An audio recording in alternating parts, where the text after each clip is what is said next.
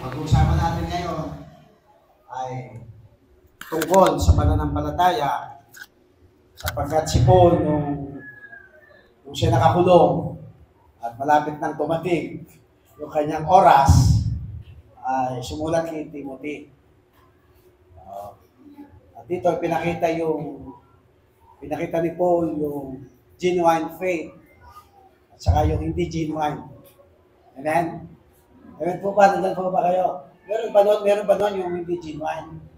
Meron ba hindi genuine na faith? Meron po yun. At ito yung pag-uusapan natin ngayong umagang ito. Yung genuine faith at saka yung hindi genuine. At ang ating po pag-uusapan ay mula po sa 2 Timothy chapter 1 verse 5. Yung sinasabi ay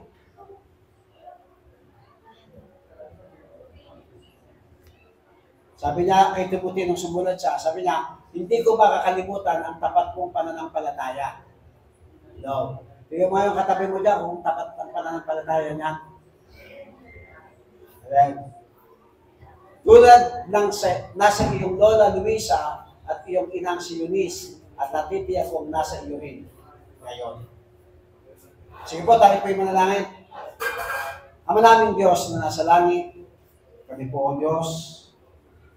Muli, nagpapasalamat sa dakilang araw na kami po pinagkatipon-tipon po sa lugar ito. Higit sa lahat, may balik namin, may paranas namin, may pakita namin ang mga pagpapalang ginawa mo sa amin sa pamamagitan ng aming pag-amin at pasasalamat sa iyo. Ngayon naman, Lord, sasabi kami pa ng agad na marinig ang iyong tinig at ang aming dalangin sa iyo, O Diyos, ang aming dalangin, patuloy mo sa ng aming puso, ang aming isipan. Bigyan mo kami ng karunungan na nagmumula sa iyo, Panginoon agad, lalo na sa aming pag-uusapan ngayon, pag-aaralan. Na ito'y aming lubusang maunawaan at nakita namin ang aming sarili, na evaluate namin yung aming sarili. Ano nga bang kalalagayan namin regarding pag sinabi yung pananampalataya na pinag-uusapan. Ito ba'y genuine o hindi sa aming pamumuhay. Kaya naman, Lord, hayaan mo ang bawat tao na narito ay lubusang maintindihan upang sa ganoon, Panginoon God, ma-bless mo, ma-bless ka namin, Panginoon God, sa bawat ginagawa namin sa aming mga buhay. Salamat po, Panginoon God, ikaw nga po ang maghari sa aming kalagitnaan. Ikaw ang Diyos na patuloy na magbigay sa amin sa isang layunin na ikaw ay aming parangalan, ikaw ay aming maluwalhati, ikaw ay aming kaitaasan. Pag umapaw ang iyong pag-ibig at pagmamahal sa puso na iyong mga anak, na itinako mo sa lugaran ito, sapagkat Lord, alam namin na itinalaga mo, Panginoon God, ang iyong mga anak dito sa lugaran ito, upang ikaw, Panginoon God, ang kanilang, ikaw ang aming maging Diyos, mamuna sa amin, at maging priority naman sa aming mga buhay. Salamat po, Panginoon, ngayon pa lamang, nagpapasalamat na kami, ang gawain ito, ang mga salita mo, ay nagtagumpay na, sa bawat makakarinig at sa bawat araw ng aming mga buhay. Salamat po, Panginoon. Amen, amen, amen. Malapakan po natin ang Panginoon. Alam niyo po,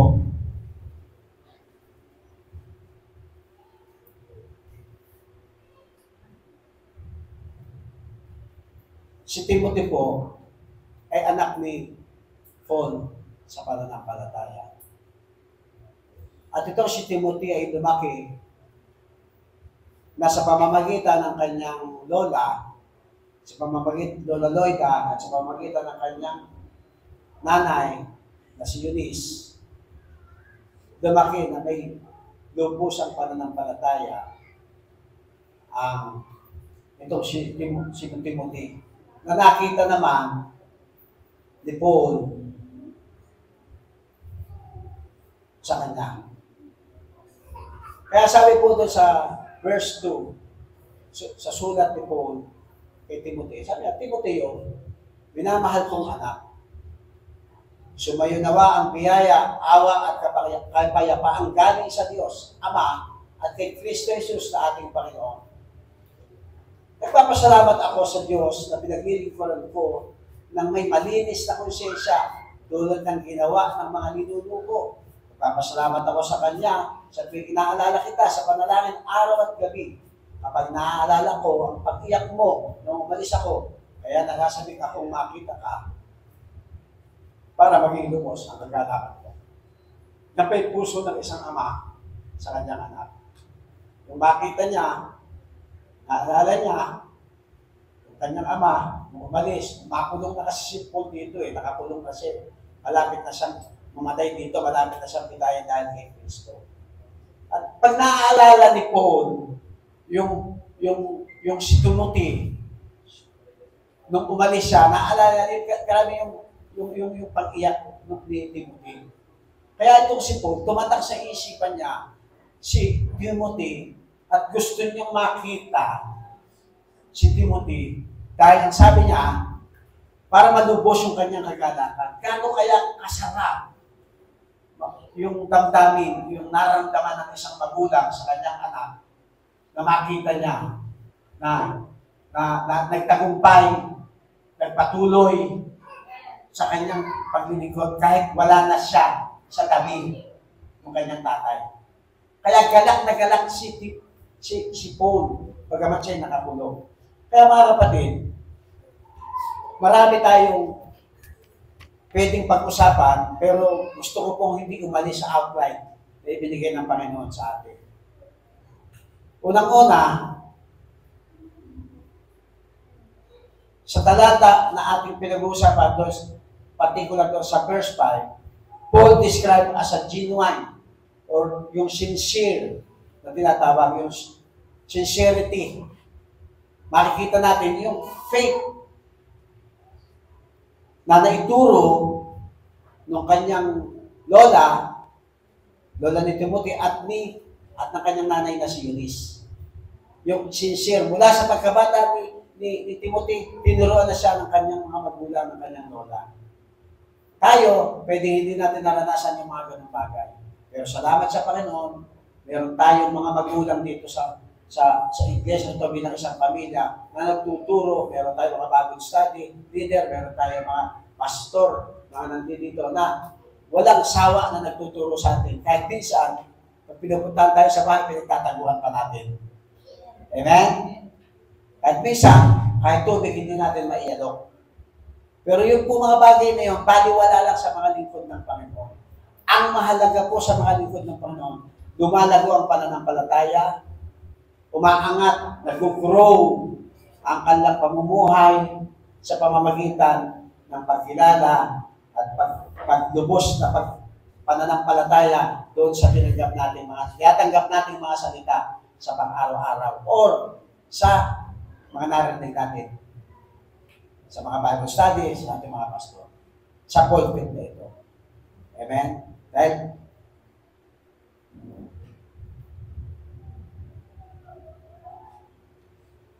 Sabi po ni Paul's statement implies that not all faith is genuine. Alam po ba kayo doon? Okay lang ba yun? Papayag po kayo? Totoo po ba yun? Ang pananampalataya, hindi lahat genuine. Amen? Medyo masakit po ng konti yung pag-uusapan, pero kasi makikita natin yung ating sarili, malalantad, ano ba yung malalagayan, pero hindi ibig sabihin nun, hindi na po kayo ligtas. Hindi na basta-basta, nung tinanggap nyo si Jesus, dahil ang Diyos natin ay puno-puno ng grasya. So, ngayon, tinatanong tayo, ito po yung tanong, how about your faith? What kind of faith do you have? Okay na po, yun yung tanong na dapat masagot po ngayon. Habang nagsasalita po ako dito, dapat ma-evaluate na natin kagad ano namang klaseng pananampalataya meron tayo sa harapan ng Diyos. Amen? At sa harapan ng maraming saksi. Ano ba yung pananampalataya? Kasi dapat ang isang Kristiyano o isang tumanggap ni Kristo dapat nag-grow. Dapat lumalago yung kanyang pananampalataya. Hindi po tayo mag-grow kung hindi po tayo maiintindihan o maunawaan yung pananampalataya na nais ituro sa atin na dapat natin ginagawa sa ating mga buhay. Amen? So, not all faith is genuine. At number one, sabi doon, faith that displeases God Faith that this pleases God. Number one. Ano yun? Yung hindi natin, hindi talaga, yung faith natin ay hindi genuine. Genuine ba o genuine? Paano ba ba pronunciation? Genuine. Genuine. Sorry po sa pronunciation, ha? Genuine. So, number one, there is little faith. Ang sabi po ng Matthew 6:30, sabi niya dyan,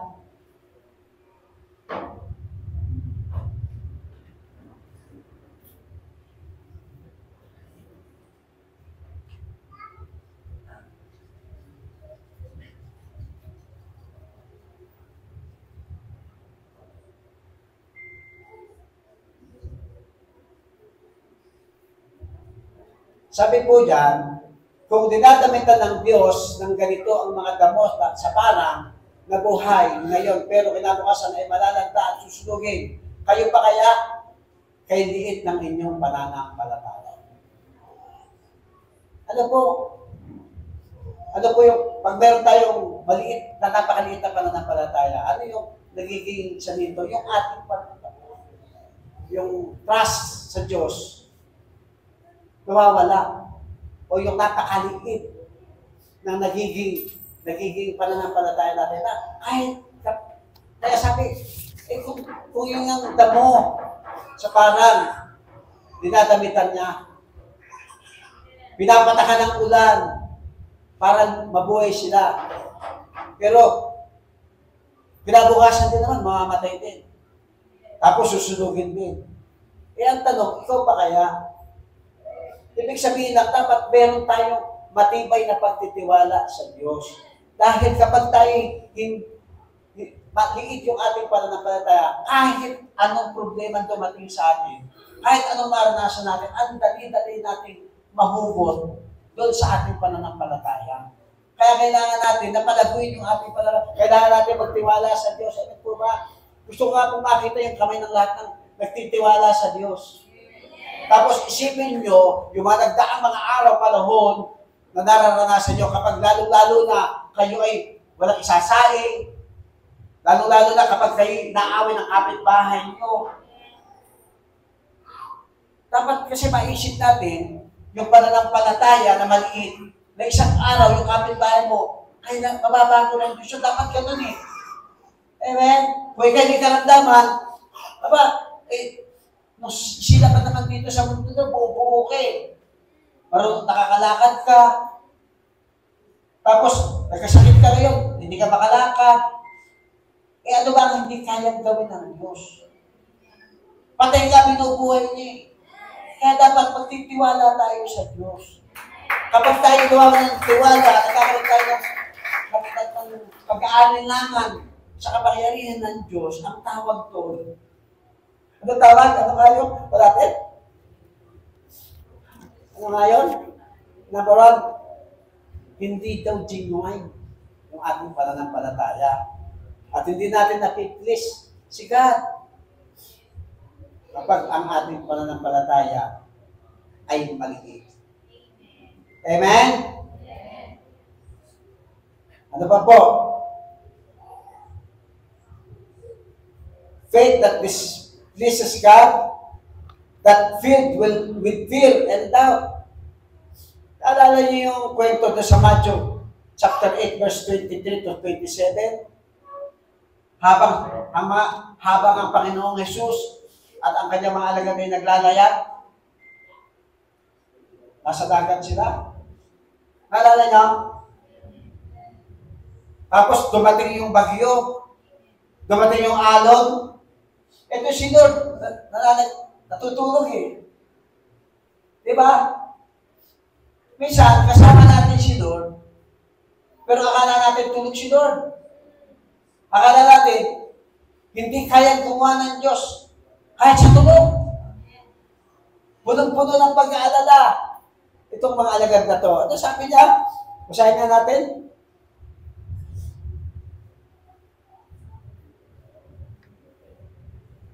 Sabi niya dyan, sumakay sa mga tayo-sundya at At habang naglalay sila, biglang nabakas ang hangin at halos natabunan ng malaking alon ng kanilang bangka. Natutulog daw si Jesus. Kaya sa verse 7, kaya nalapitan siya ng mga taga-sunod niya at ginising.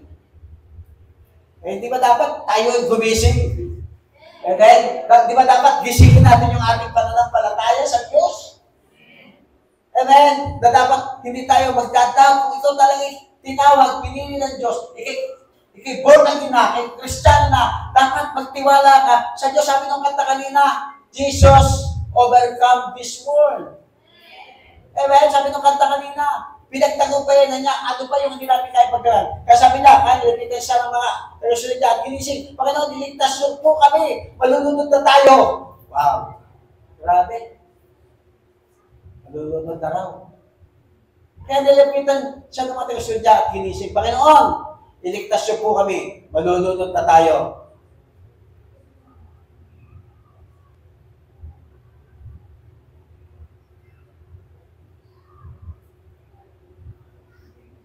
Tingin nga. Ito pala. Dito ako titingin. Sabi niya, sumunod, bakit kayo natatakot? Kailit ang inyong pananampalataya. Bumangon si Jesus at pinatigil ang hangin, ang mga alon at biglang tumalma. Kita niya, sabi ng Panginoon, ang liit-liit naman ang inyong pananampalataya. Kasama mo na nga si Lord eh. Amen? Actually, nasa puso mo na siya.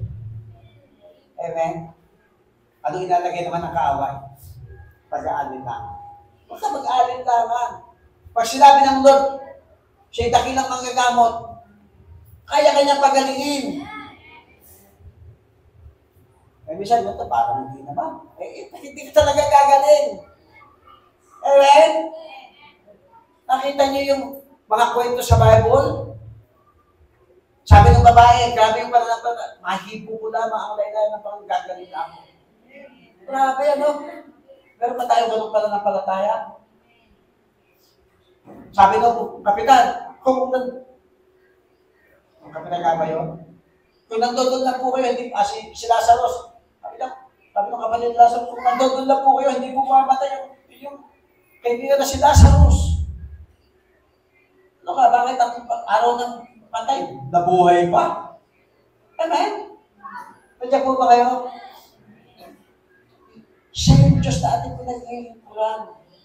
Ang kailangan mo lang, magtiwala ka. Amen, magtiwala tayo. Amen po ba? Wala kang kakain. Ano ba yun? Hindi naman po maghapon, hindi ka kakain. Amen, tubig lang, sapat na. Hello? Kaya, mga kapatid, dapat meron tayong pananampalataya na ganito.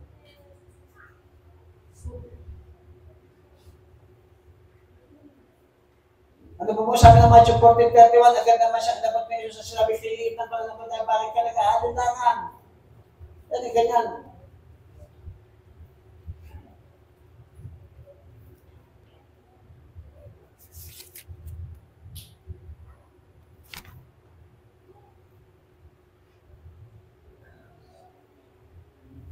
Huwag po tayo mag-aalinlangan. Amen? Hello? Kagraduate pa ako. Makakapasa ba ako? Paano ka makakapasa? Hindi ka naman nag-aral. O kung hindi ka naman nakapasa, hindi may mas magandang ibibigay sa iyo ang Panginoon. Dapat gano'n ang kaisipan ng isang Kristiyano na nagtitiwala sa Diyos. Ano nga nangyayari sa atin? Mabuti pa rin ang kalalapasan nito. Hello?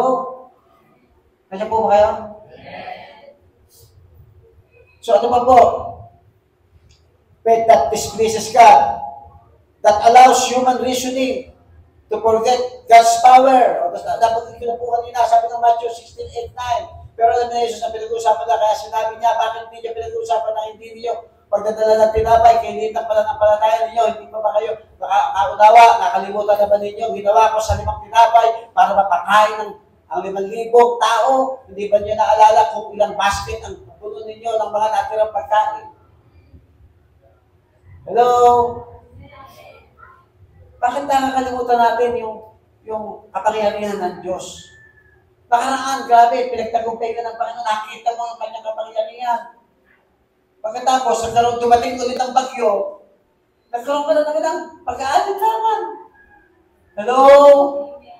Actually, pag-aalangan, wala namang magagawa yan. Ano magagawa yan? Ano magagawa sa buhay natin yan? I-stressin lang tayo niyan. Ano po ba? So, huwag po tayo mag-alinlangan. Pag ipinangako ng Diyos, pinangako niya yun. Amen?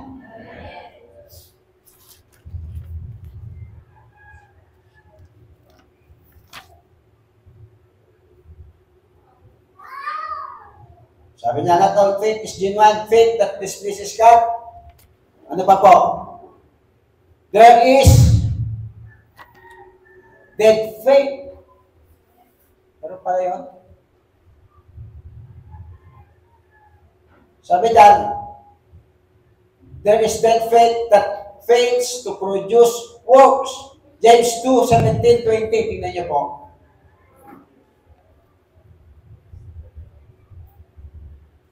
Sabi nito, ganito rin naman ang pananampalataya kung hindi ito kinakakita ng mabuting gawa, wala itong kabuluhan. Nananampalataya po ako. Nananampalataya ka lang. Hindi naman nag-manifest, hindi nag-produce ng mabuting gawa. Wala rin yan. Ang tawag doon ay dead faith. Amen? At hindi ito pananampalatayang genuine. Genuine pala. Sorry. Amen? Ano po ang 2:20? Sabi ng James 2:20, ikaw na walang pangunawa. Gusto mo bang patunayan ko na walang kabuluhan ng pananampalataya kung walang mabuting gawa? Sabi ni James, patutunayan daw niya. Kasi hindi mo naiintindihan. Ang totoong sumampalataya, automatic yan. Ang susunod yan ay mabubuting gawa. Amen? Amen po ba? Hello?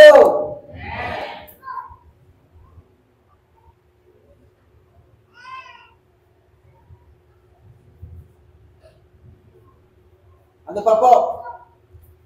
Yung dead faith. Like a dead body without spirit.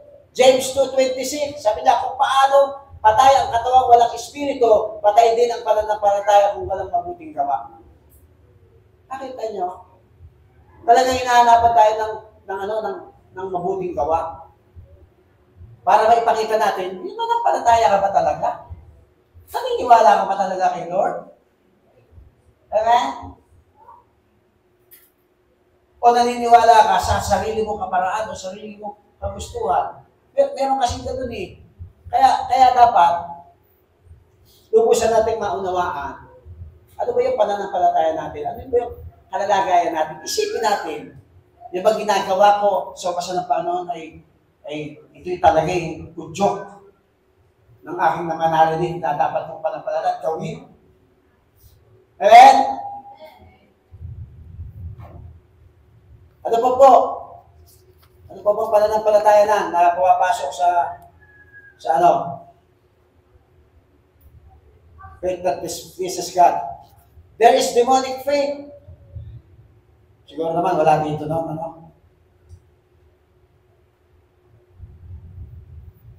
Who believe in God, but only to tremble. Alam niyo yung demonyo? Doon sa James 2, naniniwala ka na may isang Diyos, mabuti yan, pero kahit ang masamang espiritu naman, naniniwala rin at nanginginig pa nga sa takot. Hello? Naniniwala ang demonyo rin, yung demonic faith at sinasabi, naniniwala siya na may isang Diyos. Mabuti yun. Mabuti yan. Pero kahit ang masasamang espiritu man, ay naniniwala rin at nanginginig pa nga sa takot. So, ibig sabihin, hindi lang tayo basta naniniwala. Hindi rin tayo basta. Kundi dapat nakikita sa atin na tayo talagang may totoo at banal na pagkatakot sa Diyos.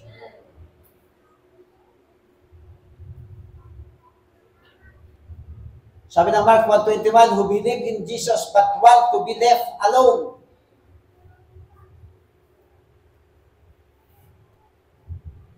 Ano ang pakialam mo sa amin? Sabi ko, ano to? Jesus na taga Nazaret, naparito ka ba upang pukusain kami? Kilala kita, ikaw ang banal na sugo ng Diyos. Demonyo po yung kausap ng Panginoon God. Kung hindi po ako nagkakamali, yan po yung pumasok sa mga baboy. Hello? Anong pakilala mo sa amin? Yan yung mga naniniwala, pero ayaw na nakapakialaman. Ito po ba kayo? Pero kilala niya si Jesus. Ikaw nga yung taga Nazaret. Naparito ka ba? Pupukusin kami. Kilala kita. Ikaw ang malalasugod ng Diyos. Kilala natin si Lord.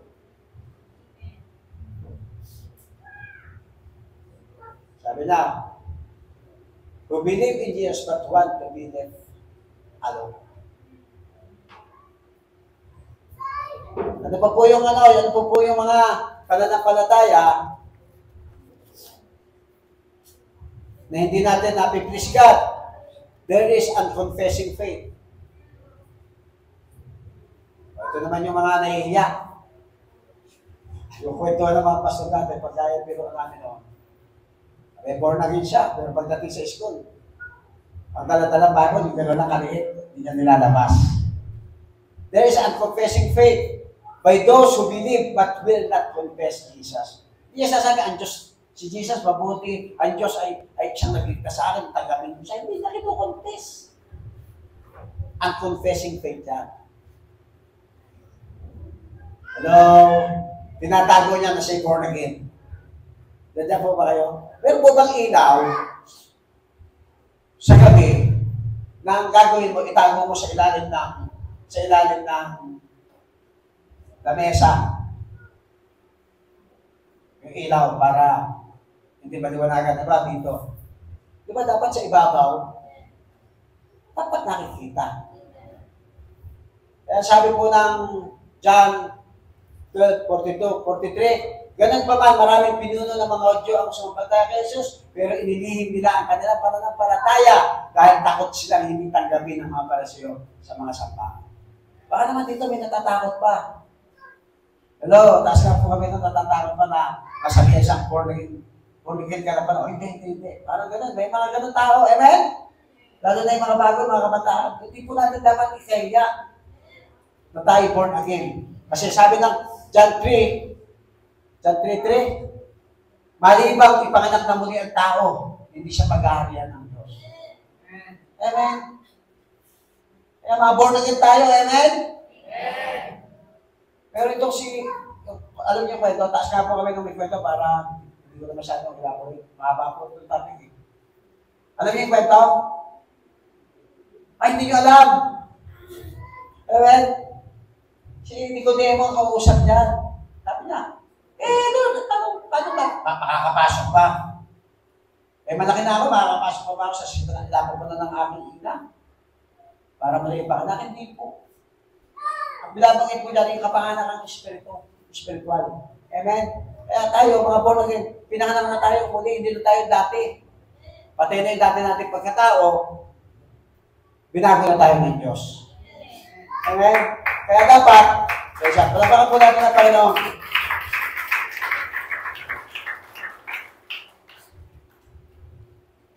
Kaya napakahalaga na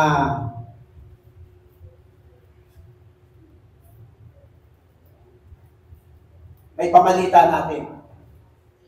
Yung pananampalatayang tinanggap natin sa Diyos.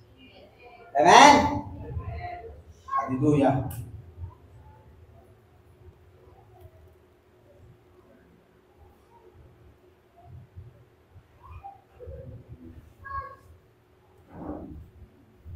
Ano pa po yung unconfessing Peter? Excuse me po.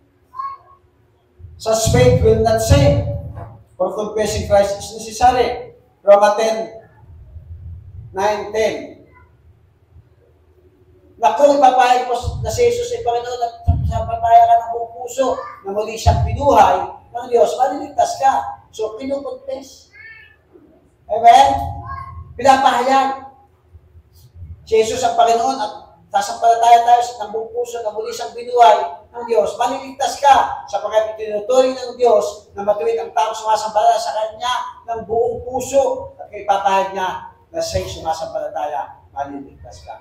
Hindi po pwedeng nanampalataya ka sa puso mo lang na hindi mo ipapahayag. Amen? So may kapahayagan. Hello, naintindihan po? Malinaw po?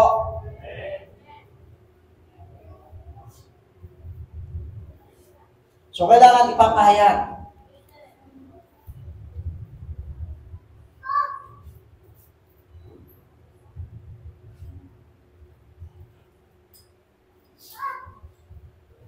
Patingin niya ng Matthew 10, 32-33. Pakita na lang sa monitor. Wala dito eh.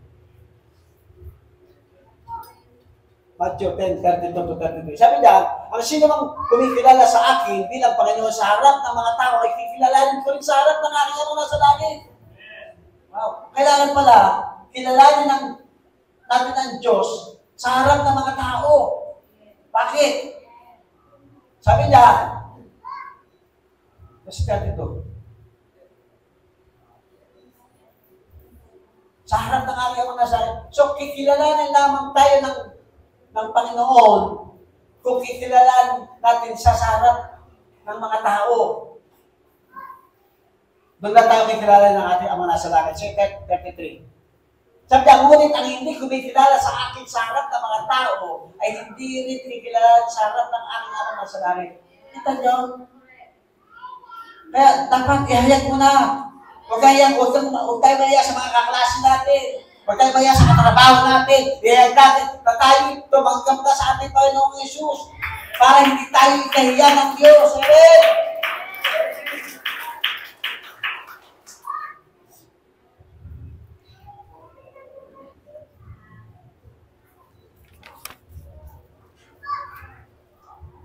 Faith that displeases God. Ano pa po? There is environmental faith.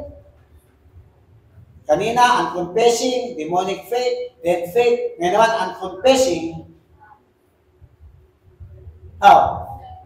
Environmental faith. Faith totally dependent upon one's external environment. Example, remaining faithful while under the positive influence or one's hope, church, or others believer. Nananampalataya lang. Nagre-remain lang siya kapag mayroong positive influence na mga paano kung medyo nasa salingan ng konti pride mo.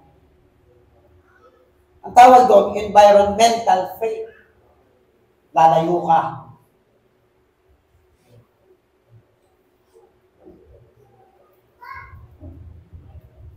Sabi yan, but take that person out of such an environment and his or her faith is lost. Nawawala yung kanyang pananampalataya. Sign of an environmental faith.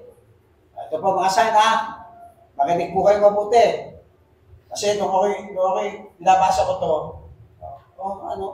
environmental faith pala to. Praying in public but not in private. Wow. Baka meron dito mga magagawa, nananalangin dito. Pero pagdating sa bahay, pakikipag-usap ng heart-to-heart fellowship, hindi. Ang tawag doon, environmental faith. Ano pa po? Studying the Bible with the church, but not in private. Dito, nakikinig ka. Ano ka pa nga eh? Nagsusulat ka pa nga. Pero susunod mo pagbuklan, susunod na Sunday ulit. Amen. Pero salamat sa Panginoon, meron tayong mga devotion. Amen. Araw-araw may mga devotion. Puto-puto na nga tayo nagawain. Amen po ba? Masipag yung inyong mami. Ala, nakapahinga to eh. Nandiyan po ba kayo? So, kaya baka meron tayo sign ng environmental faith, praying in public but not in private, studying the Bible with the church but not in private. Pangatlo, a lack of personal closeness and dependence upon God and Jesus Christ. Wala na yung sariling pagpupulay-pulay. Wala na tayong pag-iyak, papasok sa loob ng cabinet. Wala na. Amen. So daddy, hindi ko po ako about sa prayer, hindi po talaga ako makakapag-pray ng maraming nakakarinig, lalo't personal. Kasi pag narinig niyo ako, baka pagtawanan niyo ako kasi kung ano sinusubo ko kay Lord. Lahat marinig niyo, pati kahinaan ko, lahat. Kata sentimiento ko. Ganun ako eh. Kung nakapag-usap ako, para close kayo. Amen? Hindi ka nahihiya. Nasabihin mo yung kahinaan mo. Yun yung close. Dapat ginagawa natin yun. Amen? Kasi pumapasok tayo sa environmental faith. Pagdating dito, pero alam niyo po ba, meron po siya sekreto. Alam niyo po, pag pinag-pray kayo dito sa harapan, ng yung mga pastor, alam na alam po niyan, pag discern na mga pastor niyo, minsan, grabe ang discernment, alam na alam niya na hindi po talaga kayo nag-pray sa bahay ng personal. Kung gusto mo malaman ng puso ng isang believer, pag-pray mo. Pag-pray mo. Alam yan. Madidisyan yan. Amen? No. Gabi sa kami, ako nagkasama. Parang kayo naman nalaki si brother, nalaki si sister. Amen? Ano po ba yun? Huwag po tayong maging environment, yung ating faith ay huwag maging environmental. Ano pa po? There is blind faith. Ito yung blind faith, ito yung credulity, readiness and willingness to believe, especially on slight or uncertain evidence. Sabi ng Merriam-Webster, ready siya, willing siya, on slight or uncertain. Amen?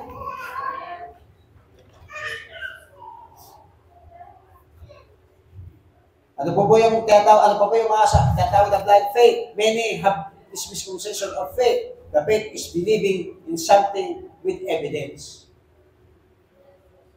Wow.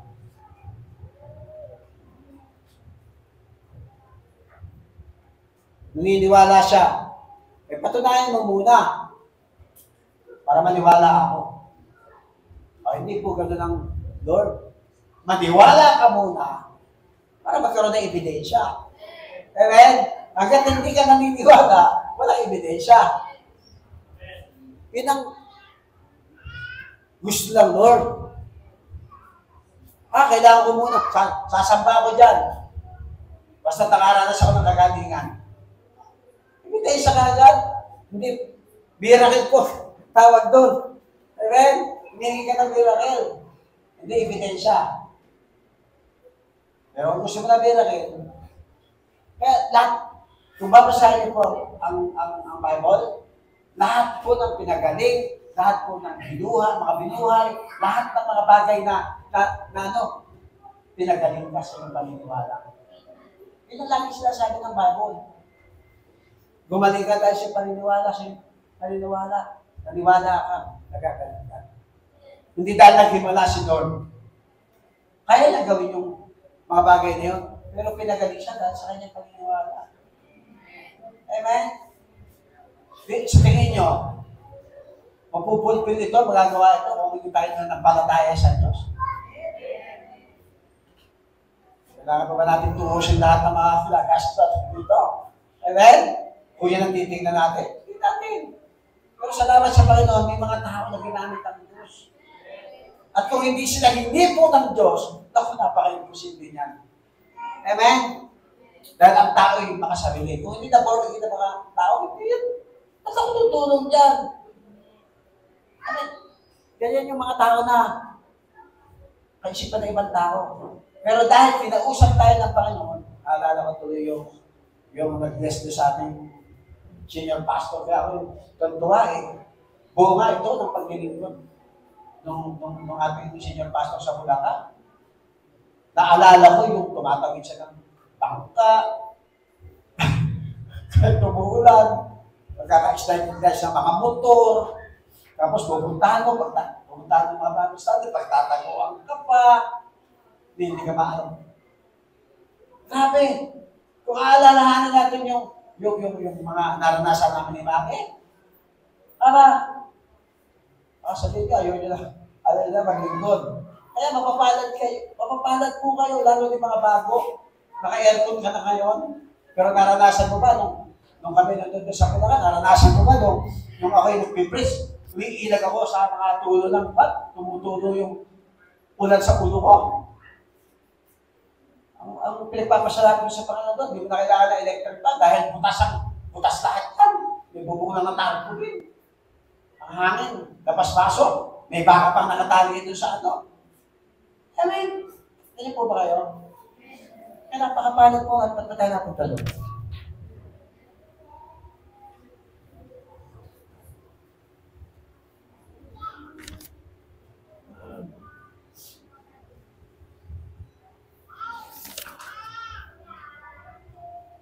Kaya tingnan niyo po, galak na galak po ako. Hindi ko po makalimutan yung nag-bless nung birthday ni senior pastor natin sa Bulacan. Pero nung nag-bless na rin okay, nangiti din. Pero last year pa pala yun, kinukumbing na siya ng Panginoon. Ngayon taon lang niya. Napagtanggol pa yan, yung conviction. Kaya, at hindi po biro yung presyo ng niregalo sa kanya. Ano nyo ka na? Yung chismis ko? Gusto yung chismis? A-fall. Ano yung A-fall? Na iPad. iPad na tawag iPad. Nagulat kayo. Worth it ba na tumanggap siya? Oo naman. Ako kasama na dapat nag-ibig kami doon eh. Grabe ang hirap no. Grabe ang sakripisyo no. Tao na. Amen. Pero hindi doon tayo nakatingin. Salamat, pero hindi tayo doon nakatingin. Ang mga lingkod na ba, hindi doon nakatingin. Pinakikita lang natin kung paano gumawa ang Diyos sa atin kung tapat tayo maglilingkod. Amen. Kahit tarpaulin lang, kahit Manila paper lang gamitin natin, ano ngayon? Ang mahalaga, ayos ang puso natin. Pero sila hindi papayag. Ayos ang puso mo, hindi ka biyernes ni Lord. Pagpapalain ka ng Panginoon. Amen? Hallelujah. Saan na ba tayo? Blind faith.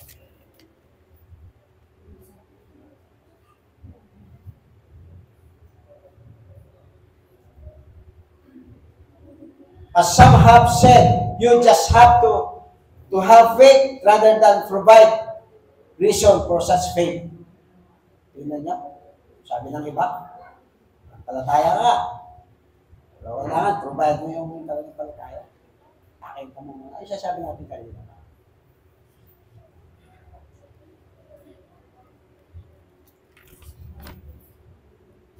The further is blind faith, yet God expects us to have Him with our minds as well as our hearts. Matthew 22,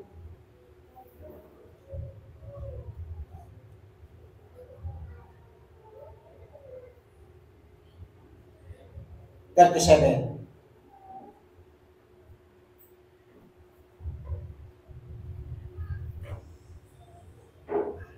Ito po yun. Mahalin mo ang Panginoon mong Diyos ng buong puso, ng buong kaluluwa, at ng buong pagmamahal. God expects us to love Him with our minds as well as our hearts. Hello? Buong puso, buong kaluluwa, at buong pag-iisip. Kanina, faith that displeases God. Ngayon naman po, faith that pleases God. Number 1, faith that is strong conviction in things unseen. Grabe, ano? Yung hindi mo nakikita, grabe yung conviction. Yun yung faith.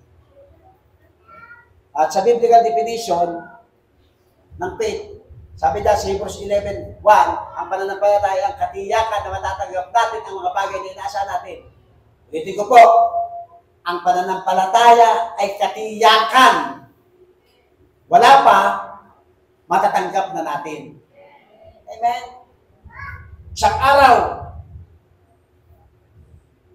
alam ko, bibigay ni Lord. ang aking mga dalangin. Sure na sure yun. Amen? Yun yung pananampalataya. Hello? At ito ang pagiging sigurado sa mga bagay na hindi natin nakikita. Amen? Yun po yung meaning ng pananampalataya. Ano pa po? Ano pa po yung ating, ano pa yung faith that is pleases God? Especially in God and His promises. Hebrews 11:6. Hindi makapagbibigay lugod sa Diyos ang tao walang pananampalataya. Ulitin ko po ha. Ang walang pananampalataya, yung genuine faith na tinatawag, ay hindi makapagbibigay lugod sa Diyos.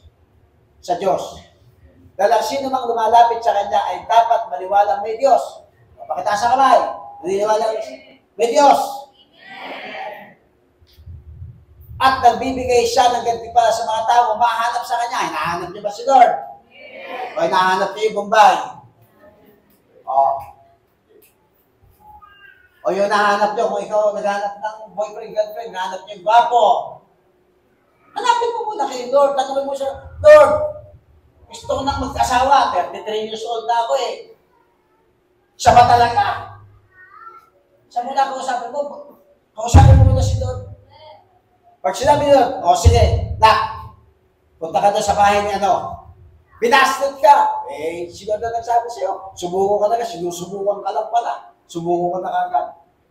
Nawala ka na naman ng tiwala. Amen? Maniwala ka.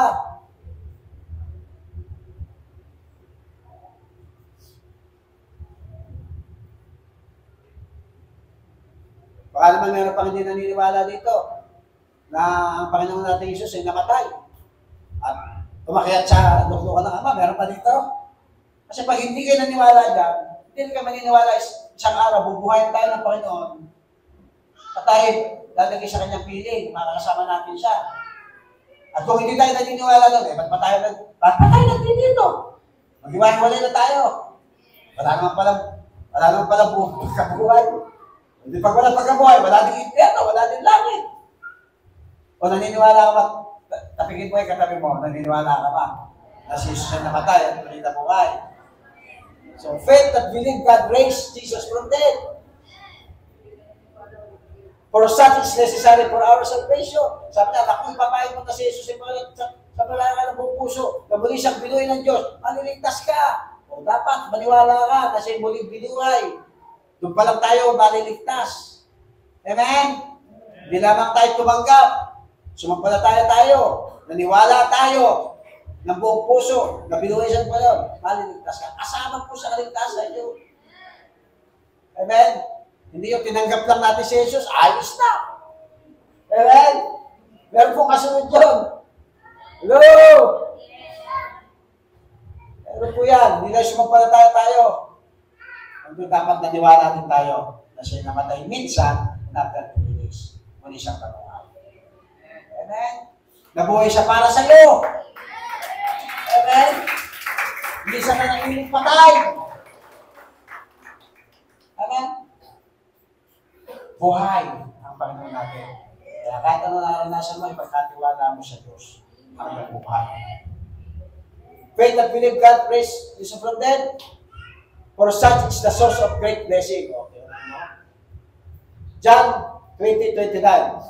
Sinabi ni Jesus sa kanya, naniniwala ka na ba dahil nakita mo ako? Papalat na pa, naniniwala kahit hindi nila ako nakikita. Actually, hindi naman natin nakita si Jesus. Pero, kaya sabi mo sa akin, papalat ka. Kasi yung mga alagad doon, nakita na si Jesus, nakakasama nila eh. Pero sabi na, mas higit. Sabi na, mapalad ang mga naniniwala kahit hindi nila ako mapalad ng palad. Mapalad ang mga naniniwala kahit hindi nila ako nakikita. Kaya napakapalad po natin ngayon. Yun yung great blessing na tinanggap natin sa Diyos. Siya yung pinagbulan ng mga pagpapala na tinatapasan natin ngayon sa ating mga buhay.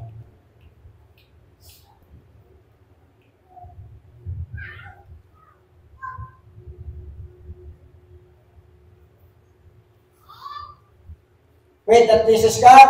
Pangatlo, faith that works through love.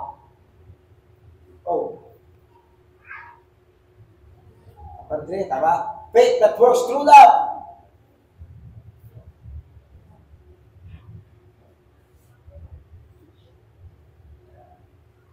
Faith that justified by works, not by faith only. Dito natin makikita. Dito nyo makikita na itinuturing na matuwid ng Diyos ang tao dahil sa mabuti niyang itong gawa at hindi dahil sa pananampalataya lamang. Sabi ni James. Bakit? Ang pananampalataya walang gawa ay patay. Kaya, sabi niya ni James, dito nyo makikita na itinuturing na matuwid ng Diyos ang tao dahil sa mabuti niyang gawa at hindi dahil sa pananampalataya lamang. So, laging magkasama yung pananampalataya at mabuting gawa. Ang pananampalataya natin, magpuproduce yan ng mabubuting gawa. Hindi po pwede na hindi magpuproduce yan ng mabuting gawa kung ikaw ay may pananampalataya sa Diyos. Amen? Ano ba po? Faith that works through love. Faith that works through love, not by works only.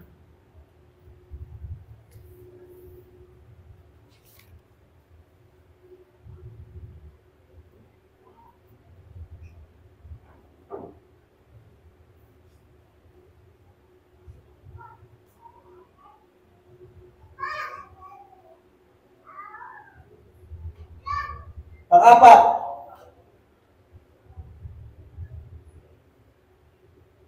faith that works through love, not by works only. Sabi po dyan, faith justified by works, not by faith only. Tapos, faith that works through love, not by works only.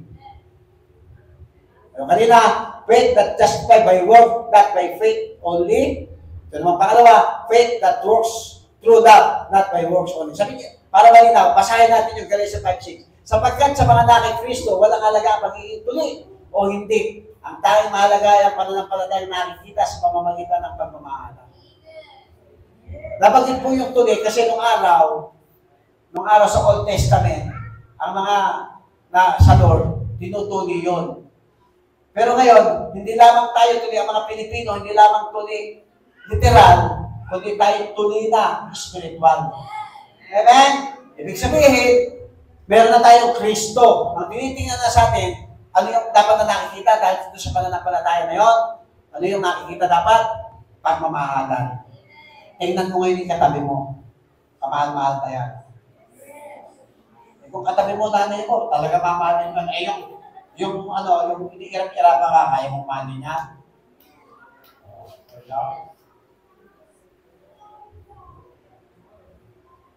Mahalin mo yung kaaway ka. Amen. Kung Kristiyano tayo, kung hindi naman Kristiyano yung iirap sa'yo, dapat mahalin mo pa rin yun. Dapat makakilala sa kay Kristo. Hallelujah. Kaya, not all faith saves. How can we have saving faith that is genuine? So, hindi lahat ng nananampalataya o naniniwala ay maliligtas. Amen? Amen? Baka may kumukontra pala dito. yung full grace. Ang totoo doon, hindi talaga totoo na naniwala na ng palataya. Amen? Kaya hindi sila naligtas. Amen po ba? Baka maguluhan tayo. Hindi lang pumasok sa isipan ko eh. Baka nanonood yung aking anak na si Pastor Christian. Hello, anak.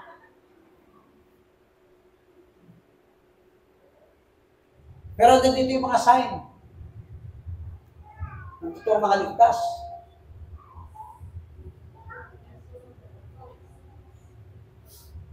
Ngayon, paano daw? How can we have a saving faith that is genuine? Developing a faith that is genuine. Sa pamamagitan ng through the Word of God. Kaya nga ikaw, kung gusto mong ma-develop yung pananampalataya mo, makinig ka na, makinig ng salita ng Diyos. Huwag kang umabsent sa Bible study. Huwag kang umabsent sa mga pagtitipon. Amen? Kung gusto mong mag-grow, kung gusto mong ma-develop, gusto mong maging genuine, ang iyong pananampalataya, through the Word of God. The Word of God decides to produce faith. Alam naman natin yung Romans 10:17. Sabi niya, sasampalan na ng tao kung marinig niya ang mensahe tungkol kay Kristo at marinig lang niya ito kung may mga ngaral sa Kanya. O, yung iba, hindi naniniwala sa mga ngaral. Pinipili lang yung mga ngaral. So, kailangan natin, kasampalan tayo kung may marinig tayo ng mensahe tungkol kay Kristo. At marinig lang niya ito kung may mga ngaral sa Kanya. Yun lang ba yun?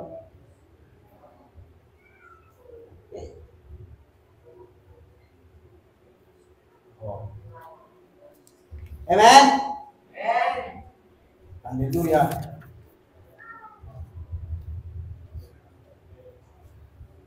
Books were written, yung Bible, to create and strengthen faith. Sabi po nandiyan, 20:30-31, marami pang himalang ginawa si Jesus na nasaksyan ng mga tagasunod niya ang hindi na isulat sa aklat na ito. Grabe, no? Maraming himala siya doon. Pero ang nasa aklat na ito, sinulat ko pang sumampalataya kayo na si Jesus nga ang Kristo, ang anak ng Diyos, at kung sasampalataya kayo sa Kanya, magkakaroon kayo ng buhay na wala hanggan. Yun ang hinahangad natin, kaya tayo sumasampalataya, kaya tayo nagpapalalim sa ating pananampalataya para makita natin yung kabutihan ng Diyos, yung mga himala na ginawa niya. Kaya tayo nasulat, hindi pa nga nasulat yung iba. Amen? At kung tayo sasampalataya na mas malalim pa, magkakaroon kayo ng buhay na walang hanggan. Kasi sabi ng Bible na matiling tapat hanggang wakas, siya lamang maliligtas.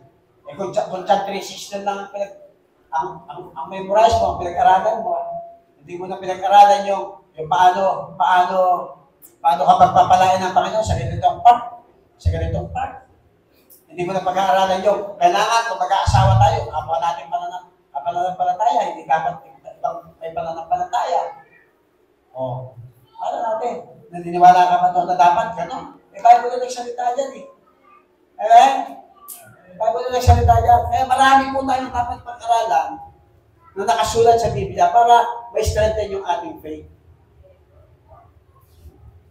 Verse 31.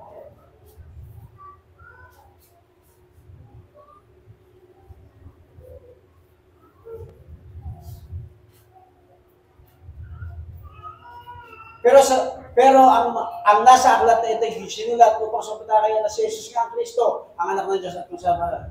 Yun pala yun. Praise God. Kaya napakahalaga po ng pagbabasa ng Bible.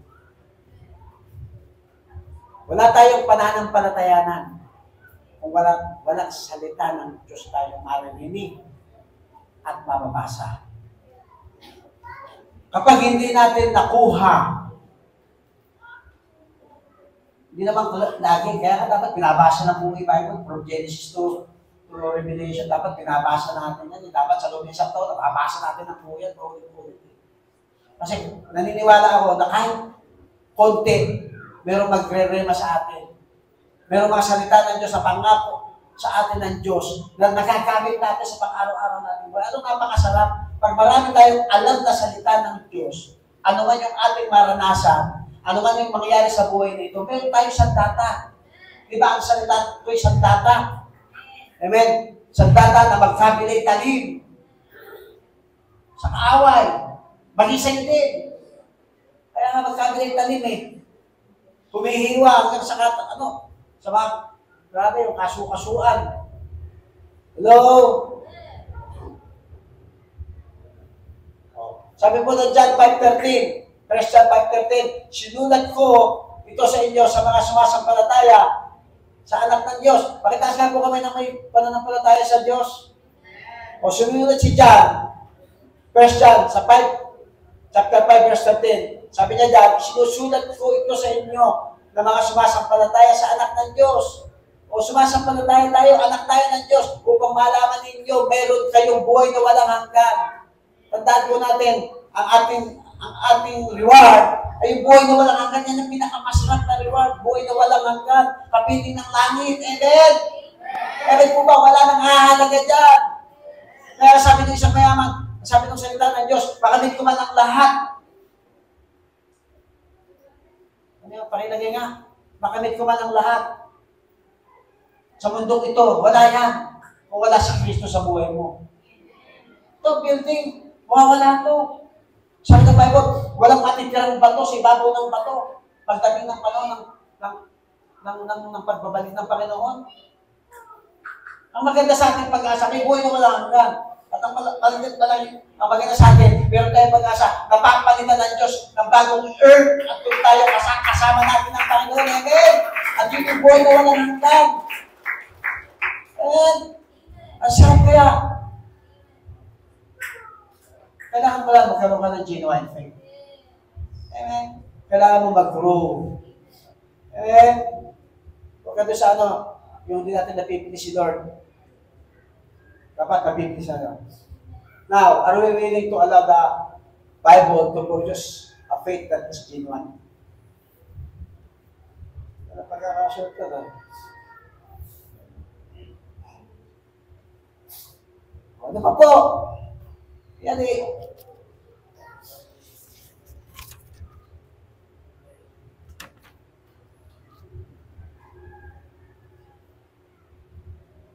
Kanina,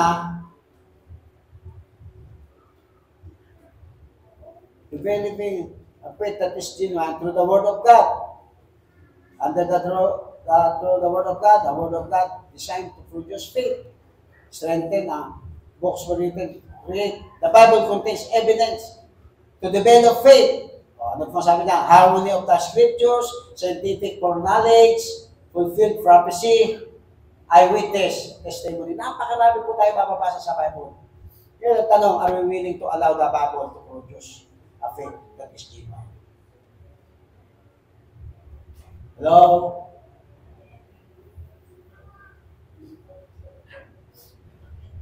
Ano pa po? Para ma-develop yung ating faith through the family of God. O tingnan mo yung katabi mo. Kaya po, we are family. Hindi po ako iba sa inyo. Ulit-ulit ko po itong sasabihin sa inyo. Malaman ko lang kung anong kalalagayan ng puso nyo, baka punta ko kayo sa bahay nyo. Kahit pamilya po tayo. At meron tayong tinanggap lahat sa Panginoon. Pagiging tatay, maraming tumatawag sa akin dati. Ewan ko lang kung sa pangalan lang. Baka pag pinakailaman ko na buhay, huwag kang mag-boyfriend muna. O, sino pa? Eh, hindi mo tatay ang tawag, hindi tatay talaga tuloy mo sa akin. Kasi kung tatay, ba't kaya, ang dapat ba't kaya ako pinipigil ng tatay ko? Pero naman, 20 years old ka pa lang. Gusto mo na mag-boyfriend, gusto mo na mag-boyfriend, mag-girlfriend. At hindi kita pipigilan, pagkasabihan. Eh, si mama at papa ko, yun ang malaking problema. Ang kaaway mo na, yung biological father. Biological mother. Yun ang napakasakit. Paano natin papalasin yun? Okay? So, kung gusto natin, pamilya kasi tayo. Talagang tayo, pamilya. Kaya sabi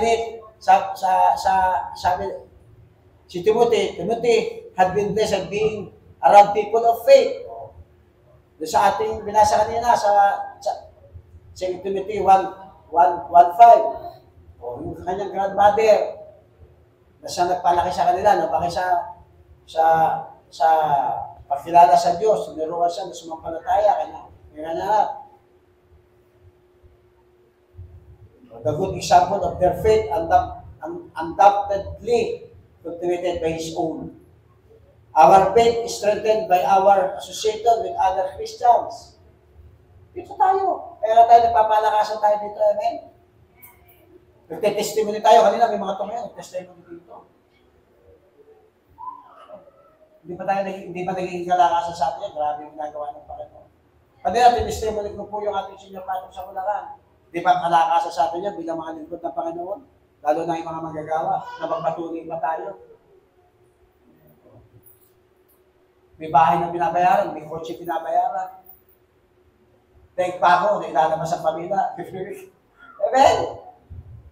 Pero grabe yun yung faith. Yun yung favor. Hello? Kita po ba kayo?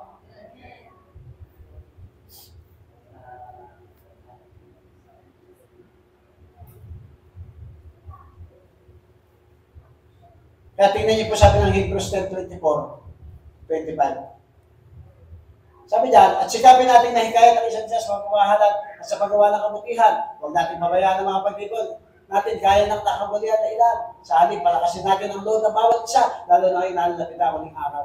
Nakita nyo, kapag meron tayo nanghihina, ang daming, alam nyo, ang dami nang nawala. At ako minsan kinakausap ko ng Panginoon, asa na ba yung mga nawala na yan? At ako naniniwala ko isang araw, pupuntahan ko sila. Dahil mahal ko sila. Kaya ko sila bumalik sa inyo. Pero mo, pinalimutan, marami siyang kinalimutan, pero dumating yung pagkakataon na hindi na nakayanan yung pagsubok, nawala. Kita nyo, gano'ng kasakit sa isang magulang yung gano'n, mawala yung anak mo. Masakit yun. Alam mo namang pinagtagumpay natin ng Panginoon yun, nagpatuloy, taon ang inabot, naglingkod, tapos kayo nawala. Sabi ng iba, nagjojoke yung iba, ay, hindi talaga ligtas yung mga yun. Pero sa akin po, hindi gano'n. Dahil ang dapat sa puso natin, puro pagmamahal. Kaya dapat ikayatin natin sila. Makita natin na mahal natin sila. Kahit hindi nila tayo mahal. Kahit na wala yung pagmamahal nila kay Lord. Pwede namang magbalik yun eh. Sa pamamagitan ng pagtitiwala sa kapangyarihan ng Diyos. Huwag daw natin pabayaan ang mga pagtitipon, gaya ng ilan. Alam nyo, ito pag makita ko lang yung mga mukha nyo, abay, lumalakas na ako. Bakit ako lang na? Walang absent? Walang bakante? Aba, grabe ang kagalakan ko. Amen? Lumalakas ako, kaya nga sabi niyan, huwag daw ugali, huwag natin pabayaan ang mga pagtitipon natin, gaya ng kalakalan ng ilan. Sa halip, palakasin natin ang loob ng bawat isa. So, kalakasan po kayo. Makita ko lang po kayo, kalakasan ko lang. Pero pag nawala kayo, kaya nangyari kay sister, kay brother, kaya absent siya. Ano kaya nangyari? Dati naman, walang absent siya, nag-absent. Yan po yun. Kaya sabi dyan, palakasin natin ang loob ng bawat isa na ngayong nalalapit na uling araw. Kasi ngayong mga panahon na to, sa uling araw kasi, marami talaga madadaya. Hello? Sabi ng Bible, even the very elect, pwedeng madaya ng kaaway.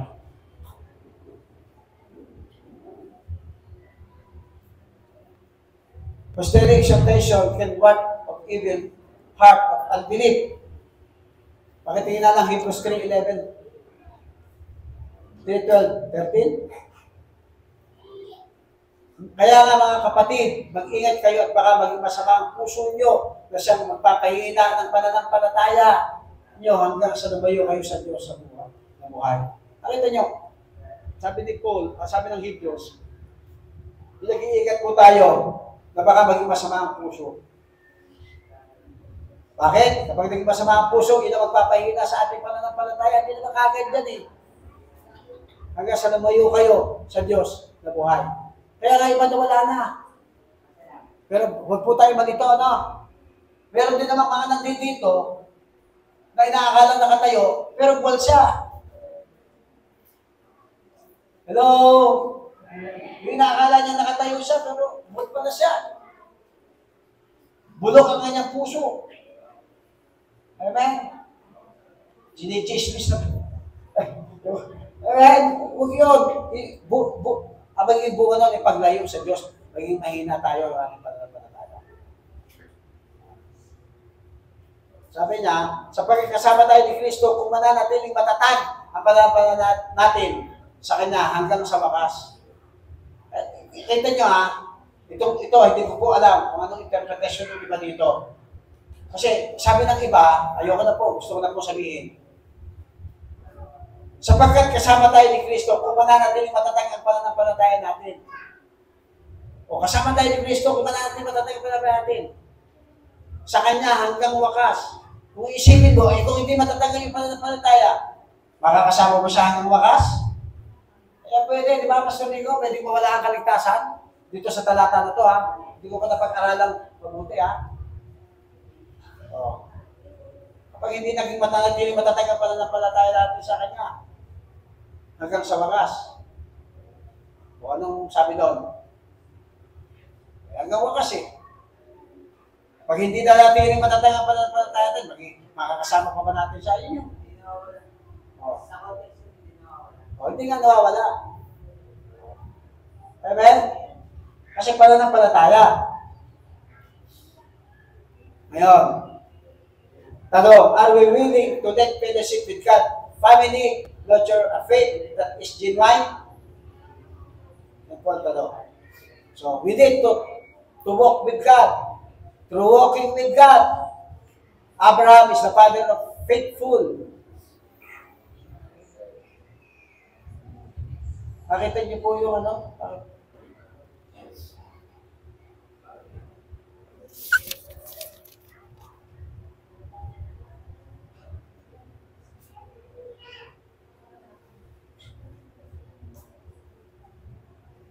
Kailangan natin lumakad kasama ang Diyos. Amen? Sabi ng kanta, kasama natin ang Diyos. Di ako matatakot, di ako malulunod. Kasama natin ang Diyos. Naalala niyo si Daniel? Tinapon sa mga leon. Tinigom ng Diyos yung bibig. Hindi siya nakain. Samantalang yung mga naingit sa kanya, tinapon. Hindi pa ito sumasayin sa lupa yung nalaban na sila. Nakita niyo? Yung Diyos natin pinaglilingkuran. Kung lagi natin siyang kasama, hindi tayo mapapahamak. Huwag natin ihiwalay ang Diyos sa ating mga buhay. Sabi ng Panginoon, wala kayong magagawa kung hiwalay kayo sa akin. Amen?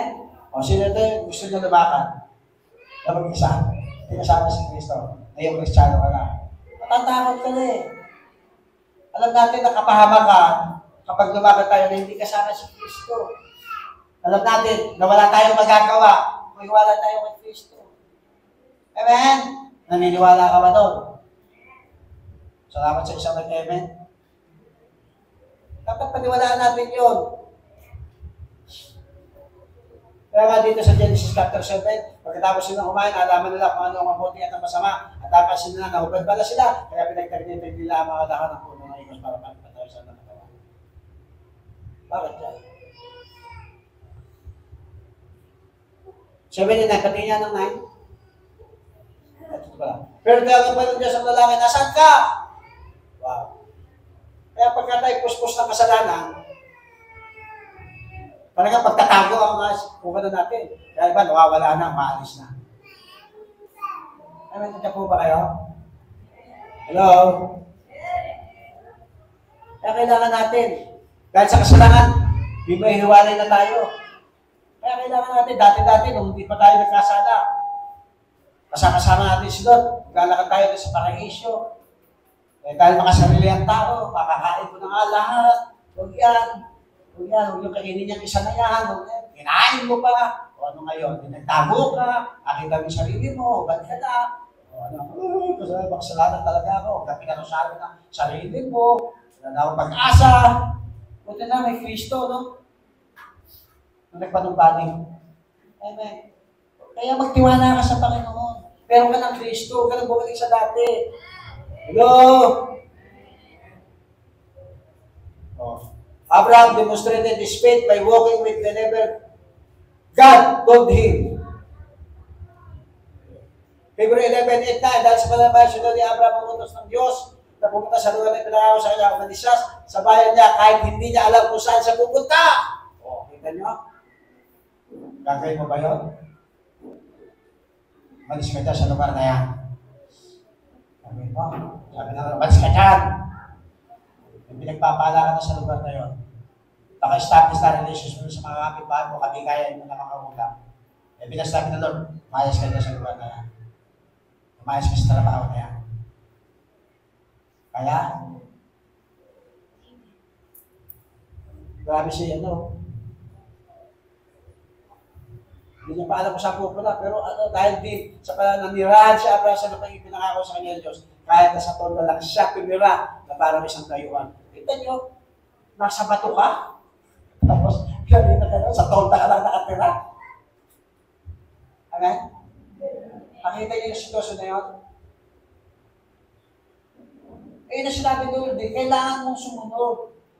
Kailangan mong lumakad. Ngayon, tanong, nalugi ba si Abraham? nung dumating siya doon sa lugar na kung saan pinapunta siya ng Panginoon? Hindi naman na. Lalo sa pinagpala ng Diyos. At dahil sa pagsunod niya, Abraham grew faith as he walked with God, even to where he was willing to offer his son.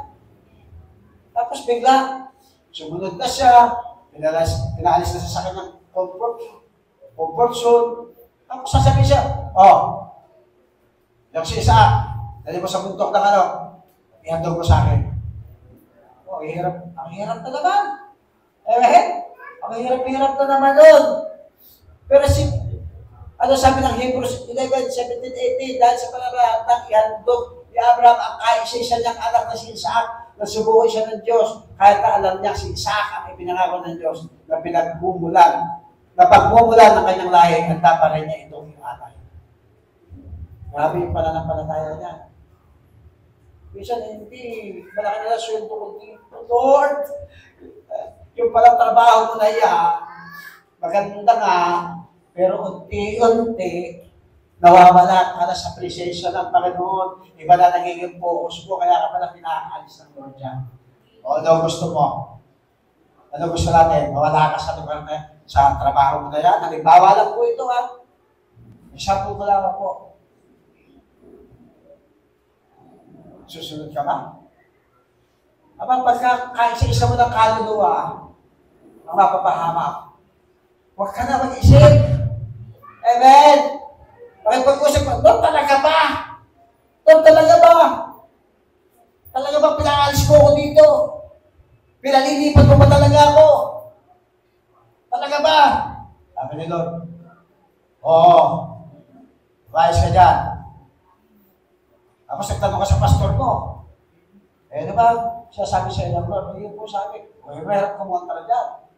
Lalo pag ako tatanong nyo, sinabi mo na sa iyo ni Lord eh. Pagpray mo mabuti yan. Baka naman emosyon mo lang yan.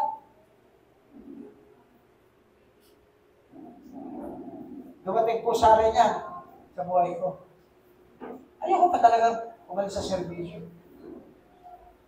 Kaya pag naiisip ko, si Mami nandito sa Cavite, tapos ako sa Bulacan, ano naiisipin ko? Hindi pa naman makapasko ng mga magagwapo, mga anak. Hindi pa naman mga naglilingkod niya maya, wala naman kami magagawa pa. Kami lang. Tapos yung mga anak namin, sila Pastor Dico, mga magagawa na yan, kahit 40 years old. Di ba bata pa, 16 years old. Tigay sa kami, si Pastor Brad. Dahil pasaway yun eh. Eto si Pastor Dico, ang bait-bait dito. Abay, ito magaling, parang mas mabait na pala ako si Mark. Ito ka lang po yun, natatawa ka lang. Mabait po yan. So grabe yung subok ng Diyos.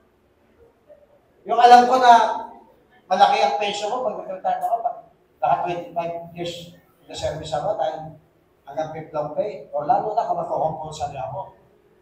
Para gusto ko maigit sa mga tropa ko. Consider ito yung nagsusweldo na 60,000. Wala pa? Pension lang ng mga kasama ko ngayon. 60 plus. Dahil nag-retire sila ng mga nakakaraan ng mga tao. Pension lang yun. Huwag yung tingnan kung magkano ang pension ko. Kasi siyempre mas maliit. 21 years lang na service eh. Pero meron. Yung nintay ko yung sa PIBAG. 7.5 yata yun eh. Monthly. Dagdag. 7.5 daw, sabi ko na kasi Air Force yung tatay niya. So sana pag 60 ko, mga 10,000 na. Alam. Asa na ba ako? Kaya grabe yung faith ni Abraham. Siya na po talaga mahaba. Kung sana ko tatapusin, sisiris ko sana. Tapusin natin, ito lang, dito naman tayo kakain. Sabi niya, kailangan na Diyos, nabukol ka naman lahat, dapat niya ibigay. Sabi niya, ang pananampalataya, his faith was not developed all at once, but in stages. Madidevelop at natin ba? Kaya nga dati, no? Diba? Yung natitisyon pa sana, natitisyon pa sa touch and offering. Ako dito, may tisyon pa rin. na-develop na yung faith mo. Pagka pala talaga, ginawa natin yung sinasabi ng Biblia, papalahin pa na tayo, bumusa na daw. Na-develop na.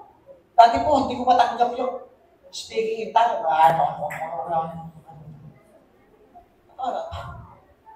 Tingnan ko pa sila. Ito talaga pala tayo, parang may aarte naman. Nung una ako, Kristiyano. Speaking in tongue, anong pinagsasasabi dito? Hindi ko maintindihan. Siyempre, nag-iisip ako, bakit na sila kasaltan? Naranasan ko sa Kuneta Arts dito. More siguro lang speaking. Wala mo siya sabi, kundi hallelujah. Nung nagkaroon dila ako, nanigas, natakot ako. Natakot ako, nagkaroon sa dila ako Tumigas totoo pala. Pero akala ko, hallelujah, nagpupunta ako sa Bible. Yung sinasabi. Kaya pag may nag-speaking lang dito, yung questionin, Holy Spirit yun. Amen? Hindi yung gawa-gawa lang ng tao. So, asa na ba ako? Malapit na po ako matapos.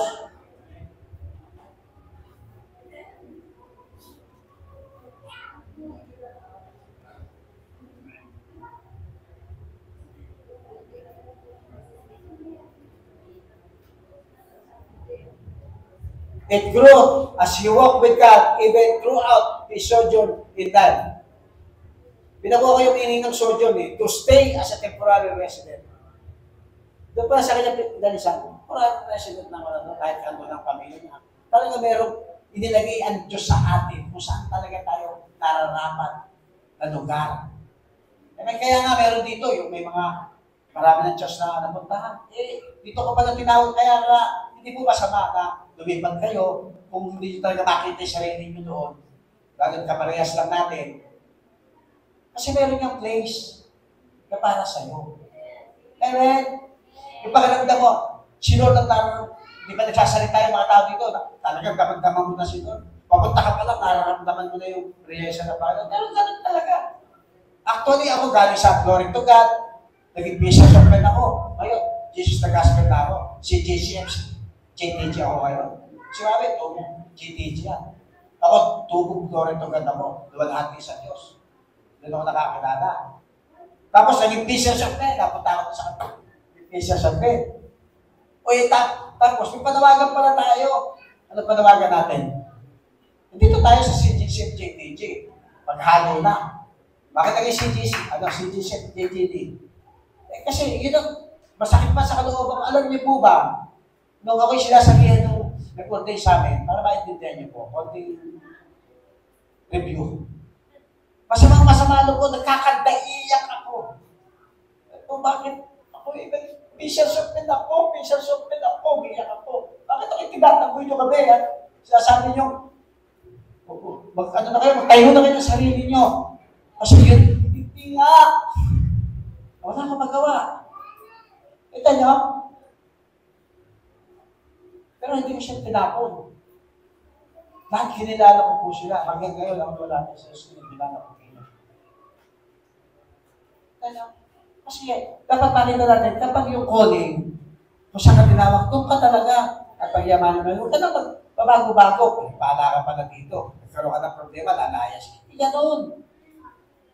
Wala talaga sa buhay ng tao yun. Amen? So,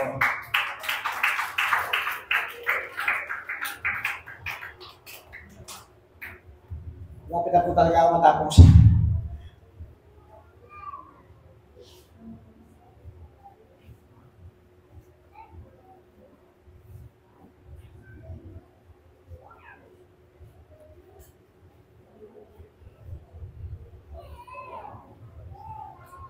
Tanong, are we willing to let our own walk with God develop a faith is genuine?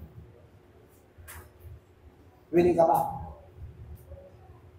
Na lumakad kasama si Kristo sa buhay mo. Gawin mo siya partner sa negosyo, sa pag-aaral mo, lahat. Gawin mo siya partner. Lumakad ka. Lumakad tayo. Pag sinabi ko, huwag ka muna mag-boyfriend, dahil bata-bata mo pa, huwag ka muna mag-boyfriend. Patuturo ako doon. Crush lang naman, di ba? Joke lang, pinatawa ko lang yung mga tao dito. Seryoso.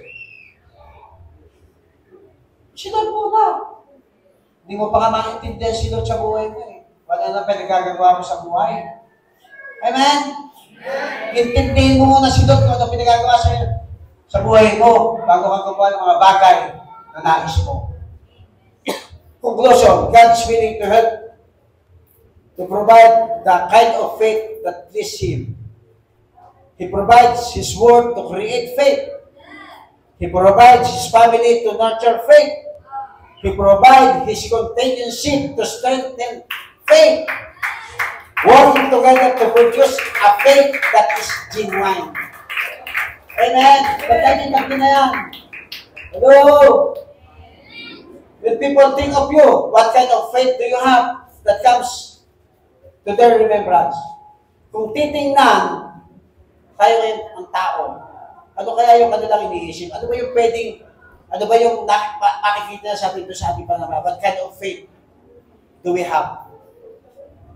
Ano kaya? Does it produce gratitude as Timothy's faith did perform? Timothy 3, basahin na natin, batingin natin. 3-5, nagpasalamat ako sa Diyos na pinagdiriwan ko ng may malinis na konsensya. So, nagpasalamat. Tulad na ginawa ng mga ninuno ko, nagpapasalamat ako sa kaya sa tuwing na inaalala kita sa panalangin araw at gabi sapagkat naalala ko ang mga pag-iyak mo nung umalis ako. Kaya nasasabi ko makita ka para manitubos. Naalala ka. What kind of faith we have? It is produce gratitude.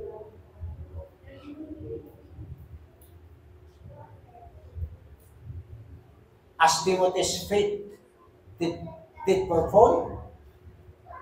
Or this is produce sadness as Demas' lack of faith undoubtedly did to Paul. 2 Timothy 4:10 at dyan na po ako matatapos.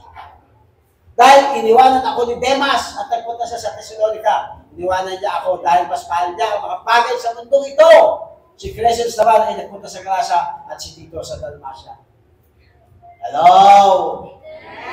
Naalala tuloy ako tao eh. Iniwanan ako. At nagpunta sa Thessalonica. Hindi ko niya ako dahil mas mahal niya ang mga bagay sa mundong ito. Hallelujah! Tayo po natin tumayo and that's what protocol, money.